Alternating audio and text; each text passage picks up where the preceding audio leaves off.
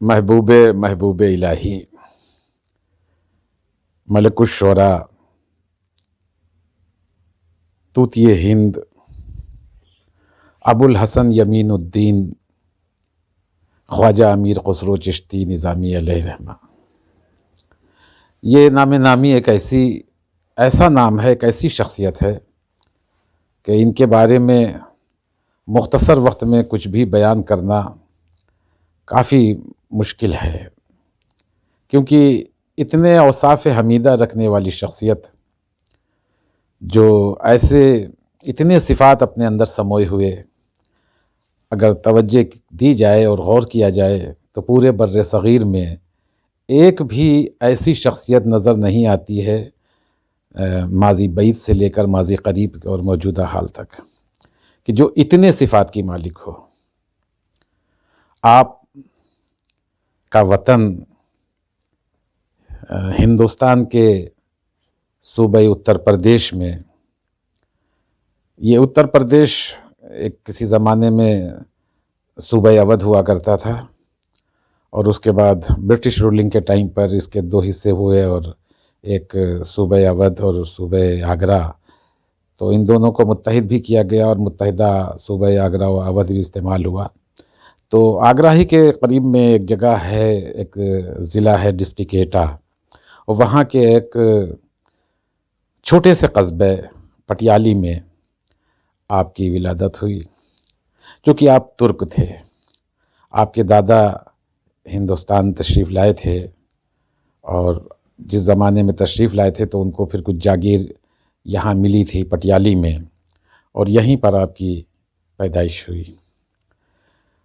ان کے کمالات کا اظہار یوں سمجھیے کہ صاحب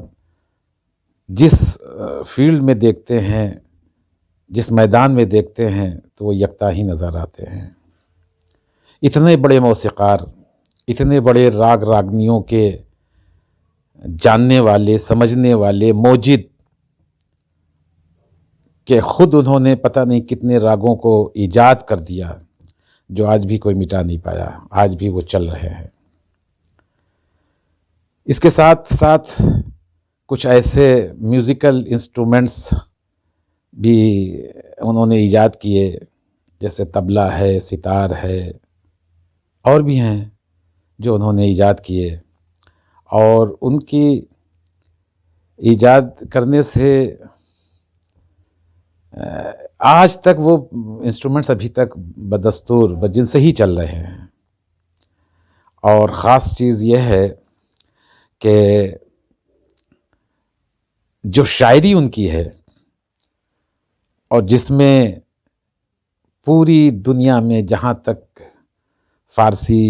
کی زبان رائج ہے، جن جن ممالک میں، وہاں تک خسرو کا کوئی ثانی نظر نہیں آتا ہے۔ اور خسرو تو ایک ایسے شاعر ہیں جنہوں نے جملہ اصناف سخن پہ طب آزمائی کی ہے، اور خوب خوب لکھا ہے۔ ایسا لکھا ہے کہ ہم کیا، ہم سے بہت زیادہ ذہین لوگ بھی اسے بتانے سے قاصر ہو سکتے ہیں۔ لیکن ان کے ایک پہلو پر ہم نظر ڈالیں گے، اور وہ پہلو یہ ہے کہ جب یہ بہت ہی چھوٹی سی عمر ہو، غالباً 7-8 سال کے آس پاس کی ہوگی، تب ان کے والدین انہیں مرید کرانے کے لیے اپنے شیخ یعنی حضرت نظام الدین اولیاء کے پاس لے کر جاتے ہیں۔ یہ عمر وہ ہوتی ہے کہ جس عمر میں بچے صحیح جملے نہیں بول پاتے ہیں، ان میں گرامیٹکلی بہت سی خامیاں ہو جاتی ہیں۔ لیکن ایک تصور یہ کیجئے کہ ایک 7-8 سال کا بچہ، اور جب وہ جاتا ہے اپنے والدین کے ساتھ میں، تو خانقاہ کے دروازے کے باہر بیٹھ جاتا ہے، اور کہتا ہے کہ اگر تمہارے پیر روشن ضمیر ہیں تو وہ خود مجھے بلائیں گے۔ اور باہر بیٹھ کر ایک ننھا بچہ کچھ اشعار لکھتا ہے، اور وہ اشعار موضوع کر کے، مجھے ایک شعر ہے جس میں ان کا جواب بھی ہے خواجہ نظام الدین اولیاء علیہ رحمہ کا۔ تو یہ خانقاہ کے دروازے پر باہر بیٹھے ہوئے ان کے والدین وغیرہ اندر چلے گئے، اور انہوں نے ایک شعر اس طرح سے موضوع کیا جس میں ایک سوال تھا، اور وہ شعر یہ تھا کہ تو آن شاہے کے بر ایوان قصرت کبوتر گر نشینت باز گردد، یعنی تو وہ شاہ ہے کہ اگر تیرے محل پر کبوتر آن بیٹھے تو باز ہو جائے، غریب مستمندے بردر آمد، غریب مستمندے بردر آمد بیاید اندرون یا باز گردد، یعنی کہتے ہیں کہ ایک غریب اور حاجت مند تیرے در پر آیا ہے اور وہ اندر آئے یا الٹا واپس چلا جائے۔ اب یہ کشف ہے، اور یہ محبوب الہی خواجہ نظام الدین اولیاء اپنے خانقاہ کے اندر حجرے میں بیٹھے یہ دیکھ رہے ہیں کہ ایک بچہ، ایک ترک بچہ کیا کہہ رہا ہے، اور اسی میں محبوب پاک ایک دوسرا شعر لکھ کر کے اپنے خادم کو دیتے ہیں کہ باہر جو بچہ بیٹھا ہوا ہے اس کو جا کر کے یہ شعر دے دینا۔ اور وہ رقعہ جب خادم کے ہاتھ میں آیا اور خادم لے کر باہر آیا اور دیکھا ایک بچہ خاموش بیٹھا ہے، اور ان کو وہ پرچہ تھما دیا۔ اب ادھر سے جواب آتا ہے محبوب پاک کا، وہ فرماتے ہیں کہ بیاید اندرون مرد حقیقت کہ باما یک نفس ہمراز گردد، یعنی اندر چلا اے حقیقت کے میدان کے مرد تاکہ ہمارے کچھ دیر ہمراز بن جائے، اگر ابلا بود مرد نادان ازیں راہ کی آمد باز گردد، یعنی اگر آنے والا ناسمجھ اور نادان ہے تو جس راستے سے آیا ہے اسی راستے سے واپس جا سکتا ہے۔ بس آپ پھر کیا تھا، وہ ایک ایسی ندا آئی کہ خسرو بے چین ہو گئے، اور بے چین ہو کر کے اپنے اس شیخ کے پاس پہنچ گئے جو ان کے اندر کی کیفیت کو سمجھ رہا تھا، ان کے معاملات کو سمجھ رہا تھا، ان کے سوالات کو سمجھ رہا تھا، اور ان سوالات کا چونکہ شعر میں سوال تھا تو جواب بھی شعر ہی میں گیا۔ تو اس طرح سے ان کی وابستی بارگاہ نظام الدین اولیاء علیہ رحمہ سے ہوئی، اور پھر ایسا عشق پیدا ہوا ہے، ایسا عشق پیدا ہوا ہے۔ یہ خسرو کے وہی بچپن کا ہی ایک واقعہ اور بھی ہے کہ خسرو جب بہت چھوٹے سے تھے تو بستی غیاث پور، جو آج بستی نظام الدین کہی جاتی ہے، بستی غیاث پور میں ہولی کا تہوار آ گیا، اور ہولی کے تہوار میں رنگ کھیلا جاتا ہے، رنگ لگا کر ایک دوسرے کو بدھائیاں دی جاتی ہیں، مبارکبادیں دی جاتی ہیں، خوشیاں منائی جاتی ہیں۔ ایک چھوٹے سے خسرو نے یہ جب منظر دیکھا تو بہت ہی متاثر ہوئے، چونکہ بچپن تھا، چھوٹے تھے، اور جا کر کے اپنی والدہ سے کہنے لگے کہ آج رنگ ہے ماں، رنگ ہے ری، میرے محبوب کے گھر آج رنگ ہے۔ اب یہ رنگ جو تھا اس بچپن میں کہے ہوئے اس کی یہ مقبولیت دیکھیے کہ صاحب صدیاں گزر جانے کے بعد آج بھی پورے سلسلے چشت کے جتنے بھی مزارات ہیں ہند و پاک میں اور بر صغیر میں جہاں جہاں پر بھی، وہاں جب اختتام ہوتا ہے تو اسی رنگ پر اختتام ہوتا ہے کہ آج رنگ ہے ماں، رنگ ہے ری۔ اس رنگ کی یہ خوبی تھی، اور یہ عشق دونوں طرف تھا، خواجہ نظام الدین اولیاء کو بھی اتنا ہی عشق تھا، اور خواجہ امیر خسرو کو بھی۔ پیر اور مرید کا جو رشتہ تھا، اور اس رشتے میں جو محبت اور جو عشق کی انتہا تھی، تو وہ انتہا اس کمال کی تھی کہ خود شیخ فرماتے ہیں کہ اگر شریعت مانے نہ ہوتی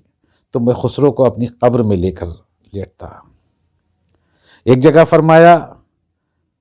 کہ اگر جب روز محشر مجھ سے اللہ پوچھے گا کہ نظام تم زمین سے میرے لیے کیا لائے، تو میں خسرو کو پیش کر دوں گا۔ اور ادھر خسرو کا یہ عشق کا علم کہ ان کے عشق کا ایک واقعہ بڑا مشہور واقعہ ہے کہ ایک مرتبہ کچھ قوال خانقاہ میں آئے محبوب پاک کی، حضرت نظام الدین اولیاء کی، اور انہوں نے کچھ کلام گایا، تو اس وقت محبوب الہی نظام الدین اولیاء کے پاس انہیں دینے کے لیے کچھ نہیں تھا، تو انہوں نے اپنے نالین ان کو قوالوں کو دے دیے۔ قوالوں کو بہت ہی ناگوار سا ہوا اور بڑا بہرحال بدلِ ناخواستہ وہ لے کر چل دیے۔ راستے میں کسی جگہ سے حضرت امیر خسرو آ رہے تھے، غالباً بنگال سے یا ملتان سے، تو وہ بھی آئے۔ انہوں نے پوچھا بھئی کیا ملا تم کو میرے شیخ کی بارگاہ سے؟ تو انہوں نے کہا کہ یہ مجھے جوتے ملے ہیں، نالین انہوں نے دی ہیں۔ تو خواجہ امیر خسرو نے کہا بھئی بیچو گے؟ تو انہوں نے کہا کہ ہاں آپ جو قیمت لگائے۔ تو جتنا ان کے پاس تھا، جو وہ کما کے لا رہے تھے سلطنت سے، چونکہ آپ ملازمت، آپ نے 7 بادشاہوں کا بھی دور دیکھا ہے، تو وہ جو کچھ ان کے پاس تھا وہ سب ان کو دے دیا، اور اپنے پیر کے نالین کو سر پہ رکھ کے اور رقص کرتے ہوئے خانقاہ تک پہنچے۔ اور جب پیر نے دیکھا نظام الدین اولیاء نے، تو کہا خسرو بہت سستا سودا کر لیا ہے تم نے۔ یہ عشق اور محبت ہوتی ہے، اور اسی لیے اس مقام پر آج یہ پہنچے ہیں۔ خواجہ امیر خسرو کا نام صدیاں گزر گئی ہیں، زمانہ سفر میں ہے، کہ آج تک ان کے نام کو کوئی بھی کم نہیں کر پایا، کوئی مٹا نہیں پایا، اور مٹانا تو دور کی بات ہے، بلکہ ان کے ذکر کے بغیر نہ تو موسیقی مکمل ہو پاتی ہے، نہ شاعری ہندوستان اور بر صغیر میں مکمل ہو پاتی ہے۔ یہی وہ ذات تھی جس نے ایک شاعری میں، موسیقی میں اور تاریخ گوئی میں اور پہیلیوں میں، تمام اصناف میں ایسے جوہر اور ایسے کمالات دکھائے کہ آج تک دنیا انگشت بدندہ ہے کہ یہ کیسی شخصیت تھی۔ اور چونکہ ان کا کلام فارسی میں کس قدر ہے، لیکن خاص طور سے یہاں کی ہندوستان کی جو ہندوستانی زبان ہے، جسے ہندی یا اردو یا فارسی کہنا الگ ہے، کیونکہ آج مجموعی طور پہ اردو کے لوگوں نے یہ مان لیا ہے کہ اگر اردو کی کوئی پہلی غزل مانی جا سکتی ہے تو وہ حضرت خواجہ کی مشہور زمانہ غزل ہے،